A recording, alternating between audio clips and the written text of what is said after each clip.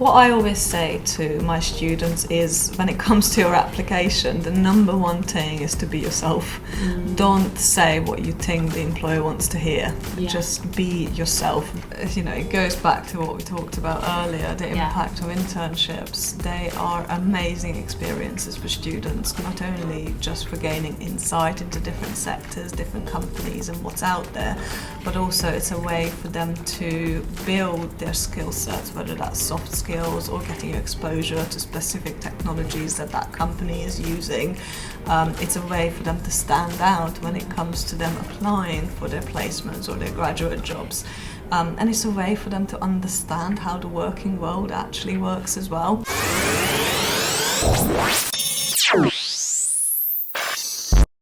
Welcome to this week's episode of Akoni Tech Talks. We are joined by the lovely Fi today. Thank you for coming. Thank you so much for having me. Very excited to be here. There's lots of great stuff to talk about, Fi, and in particular with student internships, which we'll be speaking about today. Now, I'd love to know how you feel internships contribute to a student's education.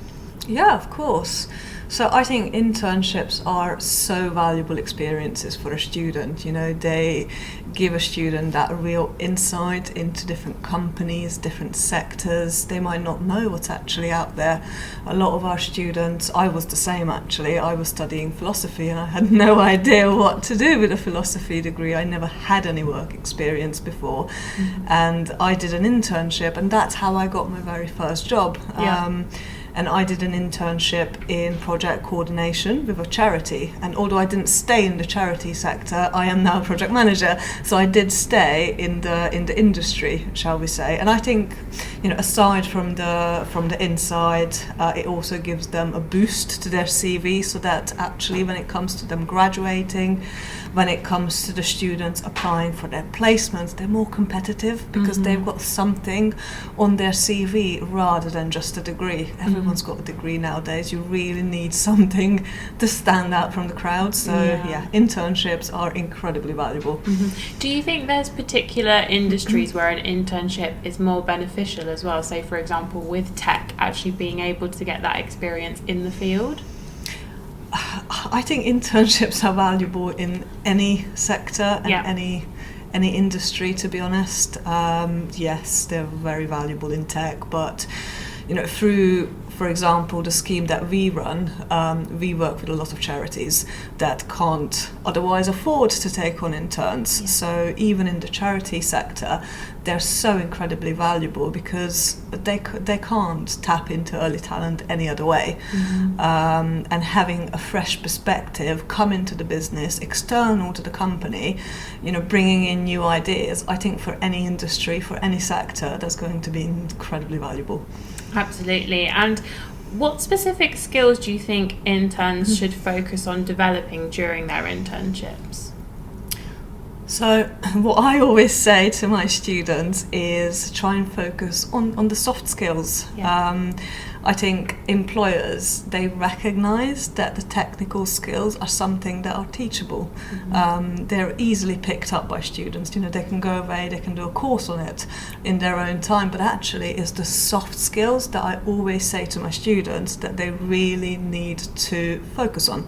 So that could be things like communication skills, that could be things like commercial awareness, them actually understanding how business operates, how business makes money, how different teams connect within the organization, and linking that back to tech. You know, I think there's a misconception that tech roles is just someone sitting behind a computer not talking to anyone else, but actually all tech roles are incredibly communicative. You have to be able to communicate techie concepts to a non-techie audience. So it's really important to focus on your communication skills, focus on your presentation skills, commercial awareness, be curious, ask questions from your employers as well, be proactive and bring ideas to the table. And so we've touched on those key skills that we think interns should focus on, or students during their internship, but do you think there are any ways that businesses can help facilitate that growth with their interns? Yeah, I think the most important thing, and what I always say to my employers, is to make sure that there is a clear line of communication between you and your intern. Make sure that you give them that space where they can ask you questions. So, for example, what I usually say, set up a weekly catch-up or a daily catch-up or whatever it might be. It is going to be dependent on the student themselves, because some of them will be a lot more sort of proactive and they'll be happy to be independent, but others, they'll want a lot more direction. And actually thinking about the students, just remember that they're interns, they're students. They might not have that previous experience, so they might need a little bit more support, a little bit more direction. They might be afraid to ask you questions because they don't want to be a bother, and they might feel a little bit embarrassed. So actually, if you give them that space, so that they have something in their calendar where they know, okay, this is where I can ask you questions, this is where I can talk to you about any challenges that I might be facing, any concerns I might have. I think that's going to make it a lot more easy for the intern and for the employer as well. Yeah. And with over 1,700 applications submitted last year, what role do you think technology plays in the recruitment process for internships? Technology is a big part of all of our lives. You know, all organisations use technology, and the University of Reading, you know, we're no different. We have a lot of different technologies, but I do believe that your technology is only as good as your processes that are underpinning your technology. You have to understand, okay, why are we using this technology? What's the purpose? What's the reason? And I think going back to the amount of applications that we've received, which is the highest that we've ever had on the scheme, I think it very much comes down to our process. And we worked really hard to develop our processes over the past few years to make things easier for both our students and our employers. So we've introduced things like application forms as opposed to CVs, just to level the playing field and make it easier for students to access these internships. We also automated a lot of things. We've also introduced anonymous applications. So there's a lot of things that we've done to our processes to make it easier for our students, and it's not perfect. We're still developing them, but I think we're on the right track. I think, like you say, it's so important, especially that ease of access, because tech also presents new opportunities for internships as well, and new roles that perhaps hadn't existed before. But I think, like you say, it's so crucial for those processes to keep up with that evolution as well. I mean, with the Reading internship scheme, you touched on the use of anonymous applications to promote inclusivity. How important do you think that approach is to industries, and what other strategies can organisations use to help foster that diversity?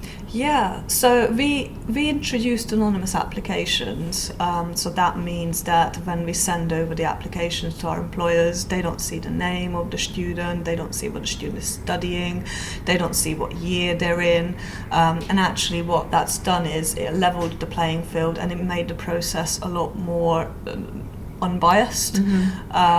So in the past we had a lot of employers that were selecting third year students as opposed to first years, because they assumed that a third year would have more experience than a first year.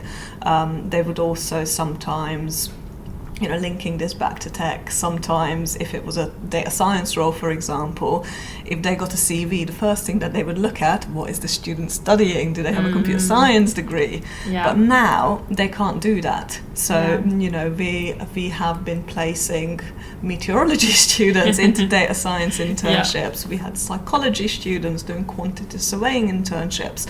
So actually it really encourages our employers to be more open-minded and foster diversity, because diversity is all about having different perspectives within your business, and that could be people from different backgrounds, people from different courses. So I think it's really, really important to do that. And in terms of how else employers could be more inclusive, I think it's just a matter of thinking about your employees, looking at the different personalities and the different backgrounds and the different perspectives that you have within the company, and making sure that your offerings are as inclusive and as accessible as possible. So one example I can give that is specific to my scheme and what a lot of my employers do is we're very close to London, right? So we're in Reading. London is very easy to get to. However, it's very expensive to get to. Yeah. So although we work with loads and loads of London companies, they do recognise that not all students can afford to travel to London. So some of the things that they do is things like reimbursing students for travel expenses, offering remote internships, hybrid internships. So I think these things are really good to do if you're trying to be more inclusive as an organisation. Yeah, absolutely. And as we've kind of touched on, there is a bit of a competitive nature with applying for internships. What advice would you give to students who are applying for internships in specific roles? So what I always say to my students is when it comes to your application, the number one thing is to be yourself. Don't say what you think the employer wants to hear.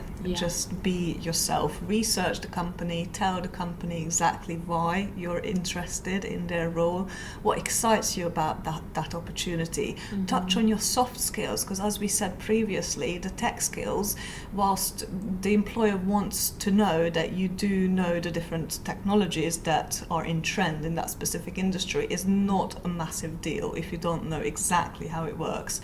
You just need to show that you're willing to learn. So yeah, just be yourself in the application. Don't be a robot. Don't be a clone. Don't say what you think they want to hear. Say what you want to say, because at the end of the day, you need to let your personality shine. Yeah. So in terms of, because a lot of students would probably say, oh, is there anything in particular I need to highlight? It's actually just themselves. Yeah, definitely.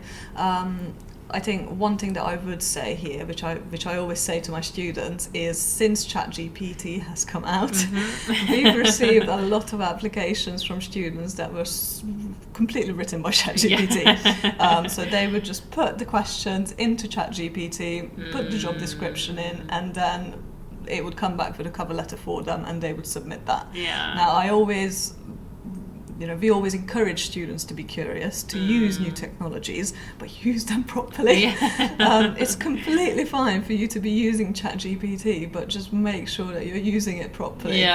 Because employers can tell. And how do you see the role of internships evolving over the next 5 years? So I think there's already been a positive trend when it comes to internships. I think historically internships were very much looked at as unpaid work experiences, where students would go on coffee runs or they would do filing, but I think they've become a lot more than that, and it's now recognised by both students and employers that actually internships offer a lot of impact to both the student and the employer. And as such, the majority of internships now are paid opportunities. At least through our scheme, we never offer any unpaid opportunities. So I think that's a really positive thing that has already that we're already seeing. Now, I think thinking about the future and what I would like to see is going back to inclusivity and accessibility. I think if you look at some companies that offer their own internship schemes, the vast majority of them, they're only open to second year students. So that is something that I would like to see hopefully changing in the future, where companies recognise that actually a first year student can also do internships.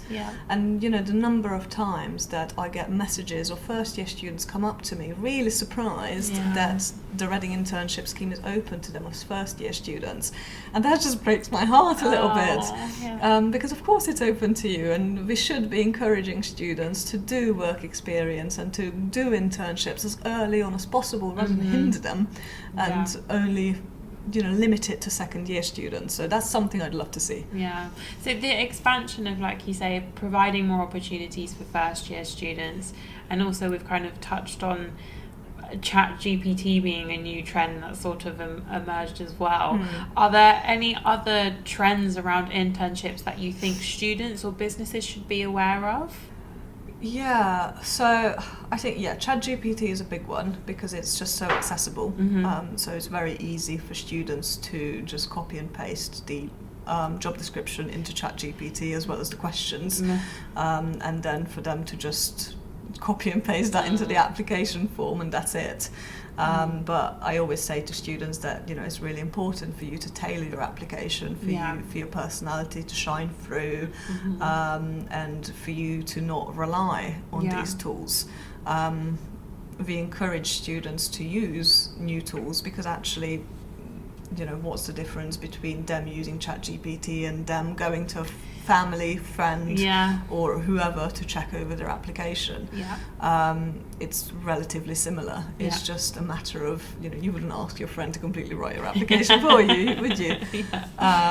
So I think in terms of trends, technology is ever evolving. So whilst right now it's ChatGPT, next year is probably going to be something else. There's always going to be something new that's going to come in, and that we'll need to bear in mind. Absolutely. I mean, moving on, so when it comes to internships, what role, do you think mentorship plays in that experience?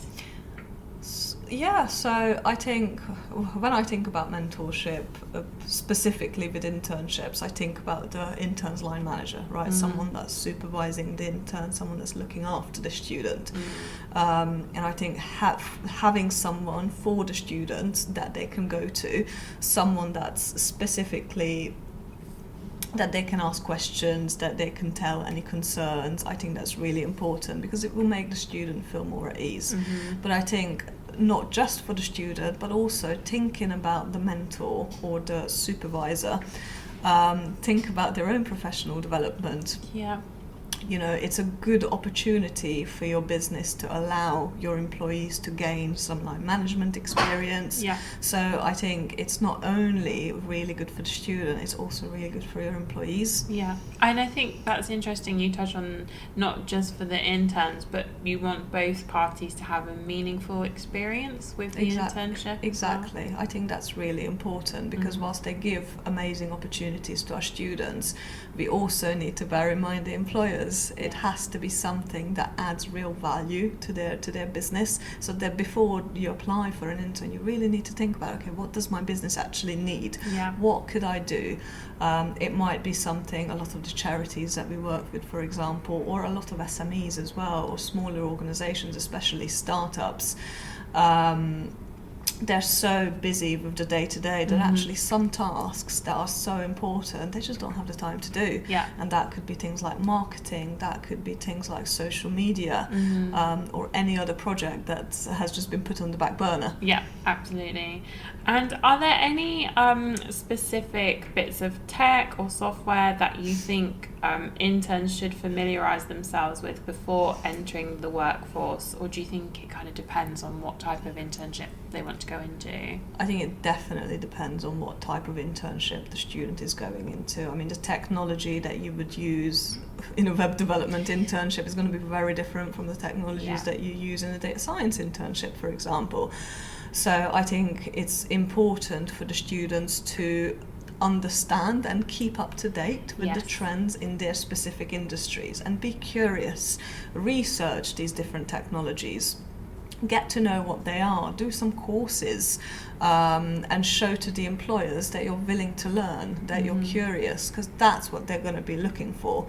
And universities are really good at supporting students when it comes to access to these technologies. We encourage students to be curious, but I think apart from just encouraging curiosity, we also need to give them the means to be able to do that. So here at Reading, I think probably a lot of other universities also do this, but we give students free subscription to LinkedIn Learning, for example, so they can go away and they can do courses in their own time on whatever it is that interests them or whatever it is that will upskill them. So that could be, I don't know, doing a course on Python, that could be doing a course on JavaScript, or doing a course on project management, whatever it is. They've got that platform where they can do that in their own time. That's great. And can you share any other sort of success stories from the Reading internship scheme itself? Yeah, I think this is quite a hard one because we've been running for so many years now, and the feedback that we get from our students and employers are always so positive. A lot of our students, they stay on with their employers after the internship is finished, so they stay on either part-time, they might get a graduate job out of the internship, they might get placement out of the internship. So the number of times I get past students coming back to me saying that, oh, do you remember I did an internship? I'm now with the company, and I would love to take on an intern. So we have a lot of those types of success stories. I mean, just the other day I had one of our past students reach out to me who did an internship a long time ago, but they were doing a finance degree, and they ended up doing an internship in recruitment, and now they've just started their own recruitment company. So they've completely moved away from finance, and now they're thinking about taking on their very first intern to give back to the scheme. So it's always so nice to get messages from students that have taken part before, because it just goes to show how incredibly valuable internships are. That's a really lovely sort of like full 360 cycle. Exactly. That's really sweet. And so we've kind of talked about the internships being paid, particularly with the University of Reading scheme, which is really important. How do you think salary contribution grants can help things like SMEs and charities access top talent? So we provide salary contribution grants to charities that we work with, so we fully fund their interns for 140 hours, and we also provide salary contribution grants to eligible charities, and that's up to £1,000 towards their intern salary. And actually what that means is that companies that wouldn't otherwise be able to afford interns, they can also tap into talent. Charities particularly, and SMEs that have just recently started, they don't always have the means to be able to afford to take on an intern. Whilst they might have jobs that an intern can do, whilst they might have lots of stuff that's they want to provide for a student, they might not have the resources to be able to do it. So actually what these grants do, they enable these organisations to also be able to tap into talent and to compete with the larger companies that have loads of resources to be able to offer internships. That's great. And finally, for this section, how do you think businesses can better engage with local universities to create more internship opportunities? So what I would say is all universities will have a careers department, and they will all be very eager to work with companies because they all want to better their students. They all want to ensure that their students get into good jobs. They will all have jobs boards that companies can post vacancies on for free. They'll probably have similar internship schemes to the one that we have here at Reading. And whilst I can't talk for other universities, I can say that we are always really, really keen to hear from employers. So if anyone would like an intern, please get in touch. We come on to the trending in tech round, keeping on the theme obviously of internships. There was a recent article which debated the benefits of internships and highlighted that they offer opportunities to engage with experienced teams and interact with cutting-edge technology. Unlike outdated notions of internships, as you kind of said, those coffee runs, the mundane tasks, cupboard organising, today's internships emphasise meaningful work that enhances an intern's understanding of the tech industry and the impact it has on the world. So how do you think these experiences contribute to professional development and understanding the impacts of specific industries? So I think, it goes back to what we talked about earlier, the impact of internships. They are amazing experiences for students, not only just for gaining insight into different sectors, different companies and what's out there, but also it's a way for them to build their skill sets, whether that's soft skills or getting exposure to specific technologies that company is using. It's a way for them to stand out when it comes to them applying for their placements or their graduate jobs. And it's a way for them to understand how the working world actually works as well. Yeah. And understanding what they might want to do later on, what they like, what they don't like. And that could be as simple as the student figuring out that actually I was really interested in doing an internship in London. This happens quite a lot, by the way, where a student, they love the idea of doing an internship in London, but actually they realise later on that they hate the commute. Yeah. So it's those learning curves. So actually you're testing it now and you're figuring it out now. So when it comes to you going for a permanent job, you know what you want to do, you know what you might not want to do, and that could be, you know that you don't like remote working, you want to be with a team. And that's also understanding how different businesses and sectors operate. I think linking it back to tech is everywhere. It's not just techie roles where students and interns will be doing techie bits. Yes. It's also going to be in other types of roles. Even if you're doing an internship with a charity, that charity is going to be using different CRM systems, different technologies. So it's just understanding that actually tech is not just specific to techie organisations. It's everywhere. Yeah. And speaking of tech, it brings us on to the last section of the podcast, our quick fire round of this or that. So if you had to pick iPhone or Samsung? iPhone. And Spotify or Apple? Spotify. And Netflix or cinema? Netflix. Laptops or tablets? Oh, this is a hard one. Laptops. And ChatGPT or virtual reality? ChatGPT. And video calls or voice notes? Video calls. Use voice notes. And finally, Fee, if you could bring back one piece of tech that has now evolved or it doesn't exist anymore, what would it be and why? This is a really hard one. I was thinking about this the other day, and I was thinking to myself, if there was something that I could bring back, what would it be? Would I bring back the iPod, for example? Yes. But then I was thinking, probably not, because it's on your phone now.